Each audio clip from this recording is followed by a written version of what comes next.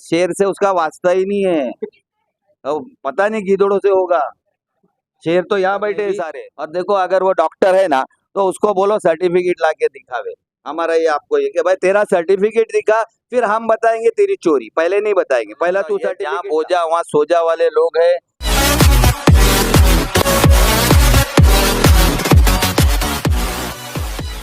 अस्सलाम वालेकुम, जय हिंद, जय महाराष्ट्र, जय भीम। मैं सबसे पहले आप तमाम लोगों का शुक्रिया अदा करता हूं कि आप लोग हमारे बोलने पर यहाँ तशरीफ़ लाएं। आपने हमारे शहर के अंदर 2 दिन से एक माहौल देखा होगा कि कुछ लोग, बल्कि चंद लोग कहना सही होगा, कि हमारी पार्टी को छोड़कर एक ऐसी पार्टी में गए जो बीजेपी के साथ अलायंस के अंदर है। और जो लोग हमेशा, मैं रफ़ीक सर की न्यूज़ हमेशा अक्सर देखता हूँ, जिसके अंदर हमारे मुख्यमंत्री साहब एकनाथ शिंदे साहब दरगाह को बदलने की बात करते हैं और माइनॉरिटीज़ को तकलीफ़ देने की बात करते हैं, आज उनकी पार्टी में चले गए। और कुछ उन लोगों ने ऐसा कमेंट्स किए जो एक लीडर को, जो एक नेता को ऐसा कमेंट्स कभी नहीं करना चाहिए। हमारे उसमें से एक डॉक्टर मुमताज़ शाह साहब हैं, उन्होंने हमारे, डॉक्टर है क्या? जी रफ़ीक सर, मैं उसी बात पे आ रहा हूँ, मैं तो बताने। डॉक्टर क्यों बोल रहे? मुमताज़ शाह साहब जो हैं, तो उन्होंने बाबा खड़ियाली को बुलाना पड़ेगा। मुमताज़ शाह साहब जो हैं, उन्होंने हमारे एमएलए के ऊपर एक टिप्पणी की कि अगर तुम शेर हो तो जाकर जंगल के अंदर रहो। तो मैं मुमताज़ शाह से पूछना चाहता हूं कि मुझे नहीं मालूम कि आप किस यूनिवर्सिटी से पढ़े हो, किस मेडिकल कॉलेज से आप पढ़े हो। आपको मालूम होना चाहिए कि अगर आप कहते हो कि आप डॉक्टर हो, तो हमारे इंडिया का नेशनल एनिमल क्या है। 1973 के अंदर गवर्नमेंट ने एक रेजोल्यूशन अडॉप्ट किया, टाइगर को इंडिया का नेशनल एनिमल बनाया। और मैं सोचता हूं कि अच्छा हुआ कि मुमताज़ शाह जी, जो अपने आप को डॉक्टर कहते हैं, वो मौलाना अबुल कलाम आज़ाद के दौर में पैदा नहीं हुए, वरना मौलाना अबुल कलाम आज़ाद साहब ने अपनी किताब इंडिया विंस फ्रीडम के अंदर सुभाष चंद्र बोस साहब को कहा था कि ये हमारे देश के टाइगर हैं। और यही मुमताज़ शाह जी, जब अबू आसिम आज़मी साहब आते थे, तो माइक फाड़ फाड़ कर चिल्ला चिल्ला कर बोलते थे कि शेर महाराष्ट्र, शेर मिल्लत अबू आसिम आज़मी। और जिसके पीछे आप रहे, जिसके पीछे आपने हॉस्पिटल चलाया, जिसके पीछे आपने वैक्सीन का एक बहुत बड़ा ऐसा काम किया जिससे हमारे मुमरा का नाम बहुत रोशन हुआ। मुझे यकीनन आप लोग हंस रहे हैं, मैं सही कह रहा हूँ कि उन्होंने वैक्सीन का ऐसा काम किया कि हमारे मुमरा का नाम बहुत रोशन हुआ। और आज आप उनके ऊपर टिप्पणी करते हैं। मैं उम्मीद करता हूँ कि आप अपनी इन आदतों से बाज आओगे और ऐसी टिप्पणी बिल्कुल नहीं करोगे।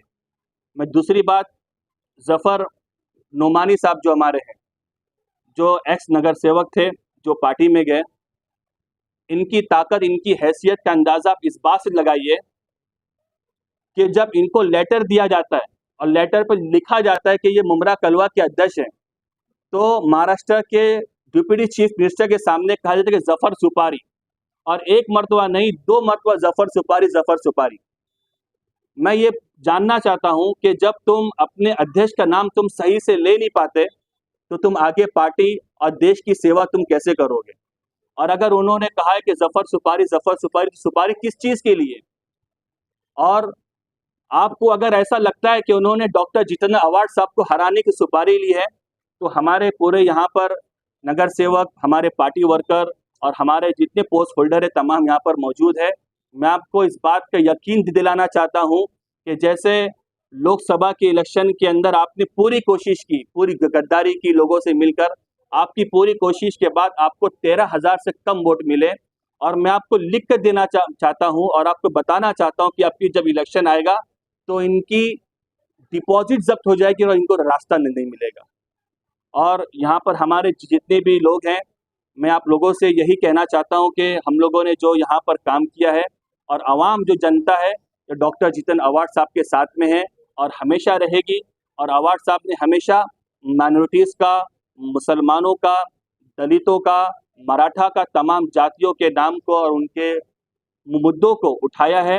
और हम उम्मीद करते हैं कि आगे भी इंशाल्लाह वो ऐसे ही करेंगे। सर, आपको इस बात की कंफ्यूजन है कि मुमताज शाह डॉक्टर नहीं, पिछले कई सालों से वो आपकी ही पार्टी में है, जब उनके नाम के आगे डॉक्टर लगा हुआ है और वो हॉस्पिटल में भी काम कर रहे थे, तब क्या आपकी पार्टी को नहीं याद था कि वो डॉक्टर नहीं है? देखिए ऐसा है कि उन्होंने हमेशा वो कहते थे कि वो डॉक्टर हैं और उसी के बेस के ऊपर उनको बहुत सारा पार्टी ने उनको मौका दिया हॉस्पिटल के अंदर खिदमत करने की। लेकिन मेडिकल एसोसिएशन के कुछ लेटर अभी हमारे पास आए हैं, हमने निकाला है और वो भी हम 3-4 दिन के अंदर आपके सामने प्रेस कॉन्फ्रेंस बुलाकर रखेंगे कि मेडिकल एसोसिएशन ने क्या क्या कहा है, क्या क्या डॉक्यूमेंट्स सबमिट किए हैं। जहाँ तक हमारी जानकारी है अभी तक उन्होंने किसी मेडिकल कॉलेज से, किसी यूनिवर्सिटी से अभी तक उन्होंने एजुकेशन हासिल नहीं की है। और उनके बारे में कई इन्फॉर्मेशन ट्विटर पे अब्दुल रहमान घड़ियाली बहुत पहले दे और इतना बड़ा कोविड सेंटर आप एक ऐसे शख्स के नाम पे छोड़ देते हैं जिसका आपको कंफर्मेशन ही नहीं है कि वो डॉक्टर है या नहीं। देखिए कोविड सेंटर की बात ऐसी है कि हमने भरोसा कर कि जो आदमी कहता था कि मैं अवार्ड साहब के लिए अपनी जान दे दूंगा, मैं कूद जाऊंगा, मैं छलांग लगा लूंगा और ऐसी ऐसी बातें करते हमने भरोसा कर हमने हॉस्पिटल उनके हवाले किया था। और जिस तरह के उन्होंने काम किया हॉस्पिटल के अंदर और वैक्सीन के अंदर, वो बहुत ही शर्मनाक बात है। और मेडिकल एसोसिएशन की जैसी रिपोर्ट हमारे पास आएगी 2 से 3 दिन के अंदर, हम बिल्कुल आपके सामने तमाम बातें रखेंगे। मुफ्ती साहब, डॉक्टर शाह को लेके काफी उस टाइम पे भी बवाल हुआ था, तो काफी चीज चोरी करी गई वहां पर कोविड सेंटर में से, वैक्सीन चोरी हुई, मगर आप ही की पार्टी उसे ठाकी और आज उन्होंने पार्टी छोड़ दी है, तो उसको लेके आज आप यहाँ टिप्पणी कर रहे हैं, उसको लेके आप क्या कहें? देखिए ऐसा है कि जब ये एक्सीडेंट जब हुआ था तो हमें भी यकीन नहीं होता था कि एक ऐसा प्रोफेशनल जो बहुत ही एक रिस्पेक्टेड और डिस्टिंग्विश्ड प्रोफेशनल है, जो डॉक्टर कभी ऐसा नहीं कर सकता है। लेकिन जब ये सारी बातें जब उस वक्त खुली तो आज जाकर हमें उस बात पर यकीन हुआ कि वाकई वहाँ पर कुछ ना कुछ गड़बड़ ज़रूर हुई होगी। और आपके माध्यम से, आपके मीडिया के ज़रिए हमको ये बातें अक्सर मालूम पड़ती थी और हम इस तमाम चीज़ों पर हम गौर फिक्र कर रहे हैं और इंशाल्लाह बहुत जल्द हम आपके सामने तमाम बातों को रखेंगे। मुफ्ती अशरफ साहब, ये आप कह रहे हैं कि विरोधी जो है ये आपके कूद करके गए हुए और पहले के जो भी है, आप कह रहे हैं डिपॉजिट जब्त होगा जितेंद्र आवाड़ के सामने, लेकिन जितेंद्र आवाड़ को तोरण का दोषी माना जाता है, एमएमएलए कब्रिस्तान का दोषी माना जाता है। पानी समस्या चल रही थी शहर में, 220 करोड़ की रीमॉडलिंग योजना अभी तक पूरी तरह से इम्प्लीमेंट नहीं हो पाई। ये तमाम फेलियर पे क्या कहेंगी? आपकी पार्टी आने वाले चुनाव में किस तरह से लोगों को बताएगी, किस तरीके से इन आरोपों से जो है अपने दाग धोएगी? रफीक सर का क्वेश्चन बहुत ही वैलिड है। उनका सबसे पहले क्वेश्चन का एक पार्ट ये था कि कब्रिस्तान के मुद्दे पर आप क्या कहेंगे। तो कब्रिस्तान का मुद्दा एक बहुत ही सेंसिटिव मुद्दा है और जब भी बारिश का जब मौसम आता है तो उस मुद्दे को लोग उठाते हैं कि पानी ज़मीन से निकलता है। और मैं आपको बताना चाहता हूं कि जिस एरिया में रेन वाटर फॉल जितनी ज़्यादा होती है वो आम तौर पर हर जगह पर निकलती है। अगर आप अमूर्तनगर कब्रिस्तान जाएंगे तो वहाँ पर भी पानी निकलता है, लेकिन इसके बावजूद भी हम लोग वहाँ पर पूरी कोशिश कर रहे हैं कि किस तरह इसको इम्प्रूवमेंट किया जाए। और दूसरी चीज़, हाँ, बारिश में पानी निकलना ये आम बात है, मगर गटर का पानी निकलना ये अलग बात है। तो उधर गटर का पानी निकलता है बाकायदा, उसको लेके हर बारिश में काफी उधम होते हैं, मगर फिर भी नहीं सुधारा गया। कल की बात है, कल या परसों मिले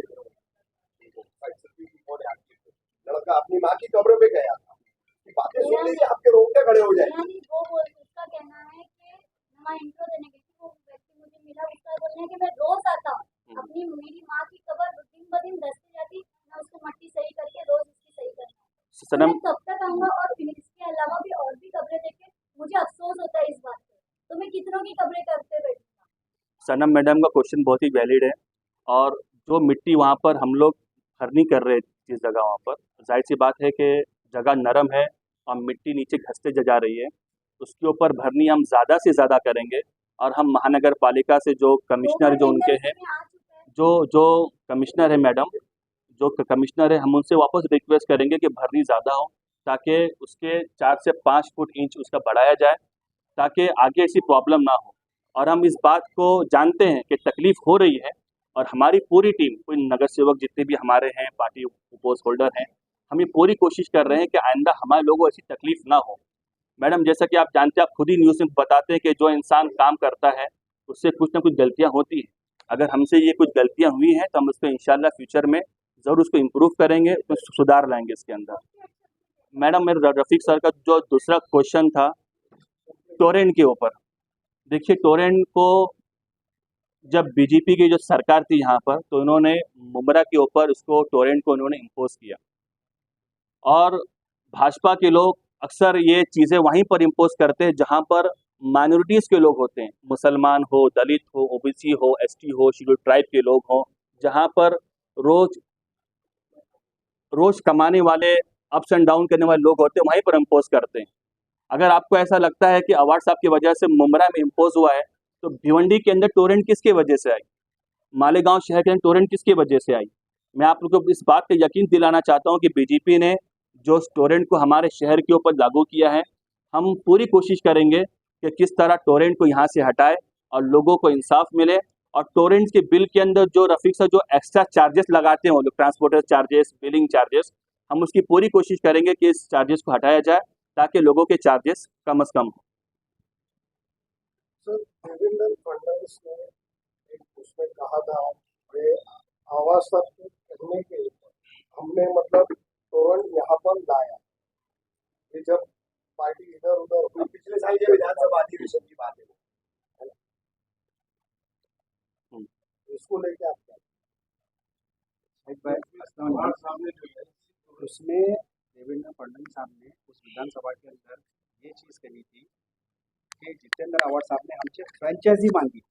उन्होंने पर्टिकुलर किसी कंपनी का नाम नहीं लिया था कि टोरेंट कंपनी हमको मुमरा के अंदर चाहिए। उन्होंने ये कहा था कि जब अगर तुमको मुमरा शहर से अगर तुम्हारी पैसे की रिकवरी अगर नहीं हो रही है, मतलब समझ के चलो आप 100 रुपया मुमरा के ऊपर खर्च कर रहे हो और आपको उसके रिटर्न में आपको 20 रुपया मिल रहा है, तो 80 रुपया अगर लॉस हो रहा है, तो हमको अगर 80 रुपया अगर आपका सरकार का लॉस हो रहा है, तो उसके ऊपर आप जो हमसे फ्रेंचाइजी दी थी, उन्हें फ्रेंचाइजी की मांग की थी। उन्होंने ना के उन्होंने टोरेंट कंपनी को कहा था कि टोरेंट कंपनी हमको चाहिए। मगर जब उन्हें दी जा रही थी तो तोरण का नाम तो बताया गया था, तो इतनी बड़े पावर में इतने नगर सेवक को लेके विरोध क्यों नहीं किया गया तोरण को हटाने के लिए? तोरण को क्यों उस पे आपने लागू कर दिया? टोरेंट कंपनी के नाम से नहीं, एक हर किसी की कोई भी अगर स्कीम अगर कुछ लानी पड़ती है तो उसके लिए प्रक्रिया रहती है, उसका एक फॉलोअप रहता है कि जैसे कि वहाँ पर महाराष्ट्र सरकार ने टेंडर ओपन किया था और टेंडर जब ओपन किया तो उसमें हर कंपनी ने भरा था, जैसे टाटा की थी, अंबानी की थी, रिलायंस थी और टोरेंट थी। तो टोरेंट कंपनी को वो टेंडर लग गया और टोरेंट कंपनी यहाँ पर आई तो उस वक्त में सबसे पहले हर जगह पर हमारे जिस वक्त आज ये जो बात कर रहे हैं, जैसे जिन लोगों ने आप ये टोरेंट का इल्जाम लगा रहे हैं, आज वो सब राष्ट्रवादी पार्टी के सारे नगर सेवक हर किसी ने कलवा से मुमरा से लेकर, जिसके अंदर मैं कहूँगा अपना जो माजी नगर सेवक जो लास्ट टाइम अंदर में खड़े हुए थे उनकी क़यादत में एक बहुत बड़ा एक मोर्चा निकला था दशरथ पाटिल साहब के इसमें, तो सब जिसके अंदर हर पूरी राष्ट्रवादी और शिवसेना मिलकर यहाँ से लेकर मेमोरेंडम दिया था कि टोरेंट कंपनी हमको नहीं चाहिए। टोरेंट कंपनी का हमने जिस वक्त टोरेंट कंपनी को टेंडर लगा था जब से लेके अब तक कई बार जो है उसका विरोध किया गया, कलेक्टर के पास भी किया गया, विधानसभा में भी किया गया, अधिवेशन भी किया गया, लेकिन सबको पता था कि आज जैसे इलेक्ट्रल बॉन्ड के हिसाब से आपने देखा होगा कि टोरेंट कंपनी ने भाजपा को जो है कितना जो है चंदे के नाम पर पैसा दिया, चंदे के नाम पर टोरेंट कंपनी कितना इलेक्ट्रल बॉन्ड से साबित हो गया। तो टोरेंट कंपनी को हटाने की मुखालिफत फर्स्ट डे से जब उसको टेंडर जब सारी कंपनी ने उनको भरा और जब टेंडर लगा तो टेंडर जब टोरेंट कंपनी को जब लगा उससे लेके आज तक राष्ट्रवादी पार्टी ने जो है हमारे आमदार दशरथ पाटिल, ये सारे लोगों के सारे नगर सेवक जो इस वक्त हमारे पार्टी में मौजूद थे उन सब लोगों ने किया था। और मैं आपको बता दूं वो इंटरव्यू आपने भी शायद देश में किसी ने कवर किया रहेगा कि उन्होंने भी यही कहा था कि बावन टोले साहब जो उस वक्त ऊर्जा मंत्री थे और उस वक्त जो ऊर्जा मंत्री रहने के बाद जो टोरेंट कंपनी आई है टेंडर भरकर और टेंडर के माध्यम से टोरेंट कंपनी को जो है इसमें दिया गया।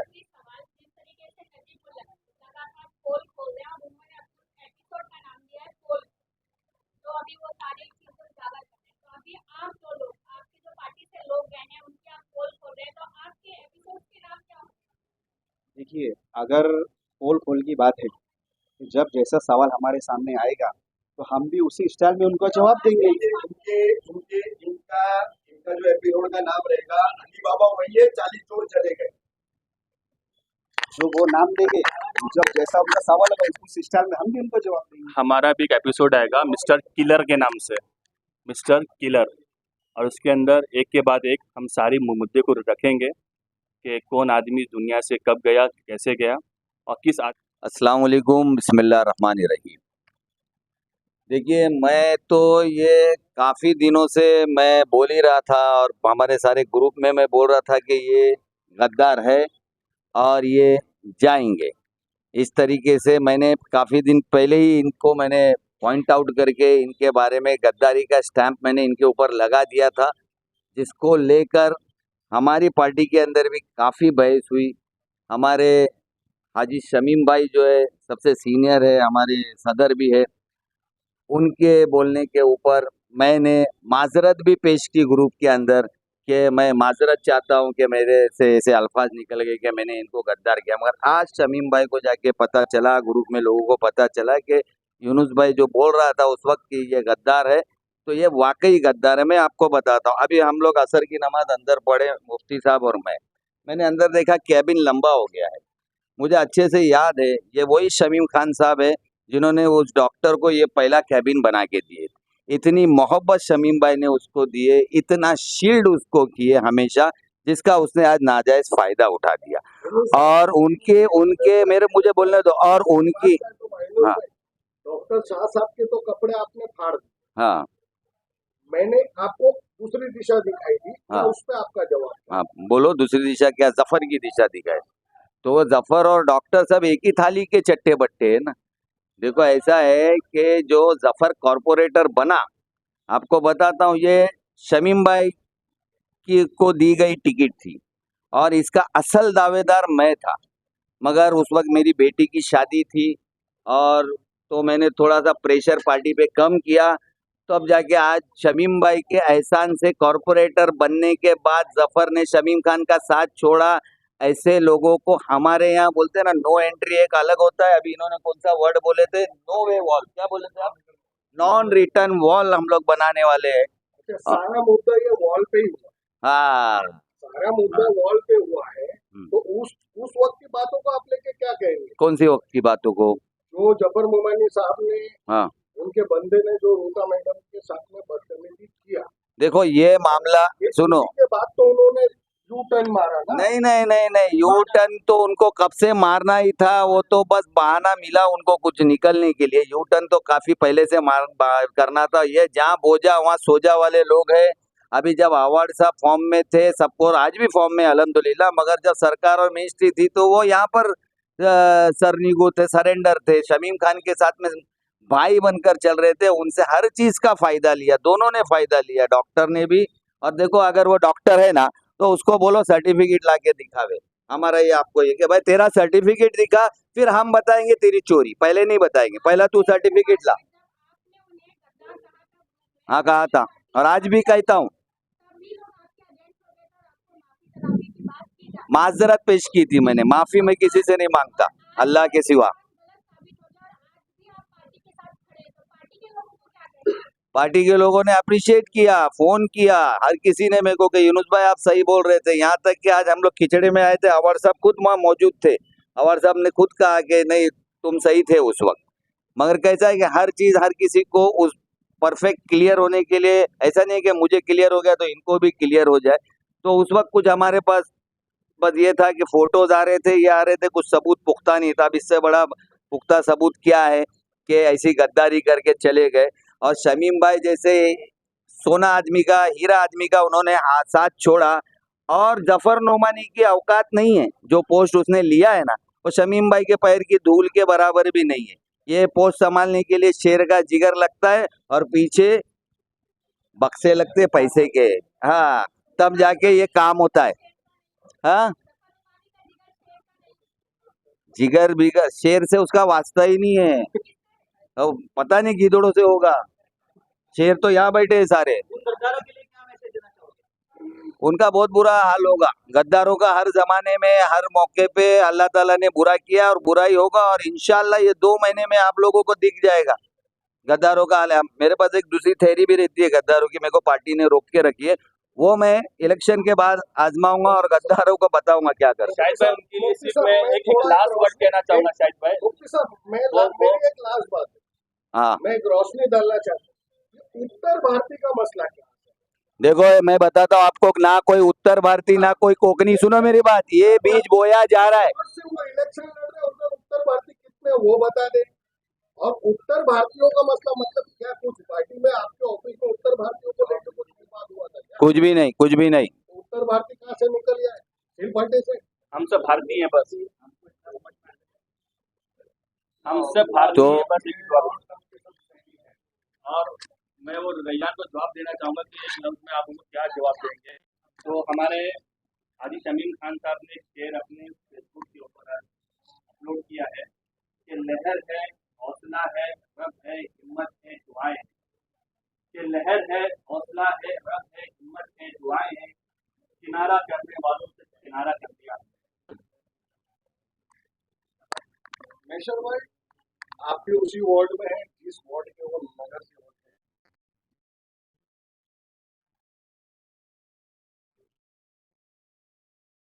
हैं। जाना था, उनको जाना था, वो चले गए। अब उनको रोका तो जा नहीं सकता था, क्योंकि उन्होंने अपना माइंड जो है ना माइंड सेट नहीं किया होता, खाली प्लान किया होता कि हमें जाना है, तो उन्हें रोका जा सकता था। उनका पूरा माइंड सेट था कि हमें जाना है। और अब वो बता रहे हैं कि घड़ी घड़ी हाँ घड़ी में है, तो घड़ी जो है अजीत पवार दादा की है, ओनर तो अजीत पवार है। उन्होंने जो एक सीट जीता है वो किसको दी है? उन्होंने इंडिया अलायंस को दी है। उन्होंने दिया तो उसी मोदी जी को। तो ये लोग कहाँ गए? बीजेपी में। अब इनका बैनर जब लगेगा, तो दावे कर रहे हैं हम बीजेपी में नहीं गए, हम खड़ी में। उनके दावे से क्या होता है? पब्लिक आजकल सब जानती है, सोशल मीडिया है, सोशल मीडिया से हर चीज पता चल रहा है। और ये जो है विचारधारा की लड़ाई है। हमारे जो विचार है वो हम इंडिया अलायंस के साथ है, हम एनसीपी के साथ रहेंगे इंशाल्लाह। हमारी जो एनसीपी शरद चंद्र जी पवार के साथ है। और इंशाल्लाह आने वाले वक्त पे सब पता चलेगा। ये जो भाग के गए हैं, ठीक है, चले गए। और भी कोई जाना चाहता है, मैं तो खुला ऐलान करता हूँ कि अभी भी चले जाएं। और कोई जाना चाहता है वो भी चले जाएं इंशाल्लाह। पीछे बहुत लोग हैं, बहुत लोग हैं अवार्ड साहब को संभालने के लिए। और अवार्ड साहब ने कहा ना शेर हैं, वो हकीकत में शेर हैं। क्योंकि आप देख लीजिए, इतने नगर थे, उसमें से 3 से 4 नगर से जब भी कोई आंदोलन होता, कितने नगर से कितने आदमी लाते थे? 2-5 आदमी लाते थे। तो आप क्या समझ रहे हो? आपके पीछे क्या आवाम है? अरे आपके पीछे आवाम नहीं है, ये आपकी गलतफहमी है। ये आपको पता चलेगा अभी कुछ दिन में, जब इलेक्शन आएगा ना तो आपको पता चल जाएगा। अवाम अवार्ड साहब के साथ आवाम है। अवार्ड साहब के और साथ एक है। बात बताते आपको कि मुमरा कौसा के जितने पुराने, जितने अभी ठीक है, जो 2009 और के बाद पार्टी का जो कैडर है उनको वो पता है। अवार्ड साहब के साथ मजबूती के साथ खड़ा है। कैडर तो कैडर, बल्कि पूरा मुमरा कौसा की एक एक अवाम इंशाल्लाह अवार्ड साहब के साथ है। और अवार्ड साहब जो पिछले टाइम जो जीते थे, इंशाल्लाह वही मार्जिन से जीतेंगे वापस से। ये लोगों की गलतफहमी है जो अपने दिमाग से निकाल दे अपनी गलतफहमी। नगर सेवक आपके पार्टी के सिकंदर अवार्ड के 10 साल से साथ में थे, हाँ। लेकिन आज आप लोग बोल रहे हैं जितने जाना है उतने चले जाओ। मतलब क्या करना चाहते हैं आप? सारे के सारे नहीं नहीं ऐसा नहीं है, वो बराबर मतलब गद्दार बोल रहे हैं। वो जो गद्दार है वो जितने जाना चाहते हैं चले जाओ नहीं बोले। गद्दार जो गद्दार है वो चले जाए, क्योंकि खाली रह के पार्टी के अंदर आज उन गद्दारों की वजह से कितने लोग पार्टी से भी नाराज रहते, दूर रहते, समझ रहे कि ना। आज ये गए, आज ये पार्टी कितने, ऑफिस कितनी हल्की लग रही है, अच्छी लग रही है। दिख रहा है कि तुमको शाह इधर खड़ा हुआ धक्का देता हुआ दिख रहा है तुमको, बीच में घुसता हुआ दिख रहा है तुमको, दिख रहा है जफर नोमानी इधर पक पक करता हुआ दिख रहा है तुमको? नहीं है ना। तो खत्म, आए तो वेलकम, गए तो गर्दी कम। 10 साल से गद्दारी नहीं की, आखिर में उनकी भी कुछ मजबूरी होगी। वायरस पकड़ने टाइम लगता है ना थोड़ा। आप सिगरेट पियोगे डायरेक्ट कैंसर नहीं होगा, आहिस्ता आहिस्ता होता। तो इनको वायरस गद्दारी का पकड़ लिया है अभी।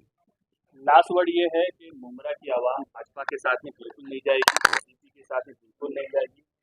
और हमारी जनता उन लोगों के साथ में बिल्कुल नहीं जाएगी जिन्होंने बिल्किस बानो के साथ जुल्म किया, जिन्होंने अखलाक के शहीद किया, पहलू खान को शहीद किया। और हमारा पूरा कैडर, हमारे कौसा ब्लॉक के प्रेसिडेंट जावेद शेख साहब और मैनेशर भाई शाकिर भाई, पूरे लोग हमारे यहाँ पर आप देखेंगे, डॉक्टर परवेज हैं, रफीक, सब के सब वहीं पर हैं। और हम लोग बहुत मजबूती के साथ इंशाल्लाह फाइट करेंगे और डॉक्टर जितेंद्र अवार्ड साहब को फिर से जिता के लाएंगे ताकि वो हमारे महाराष्ट्र की एक बुलंद आवाज़ बने। जय हिंद।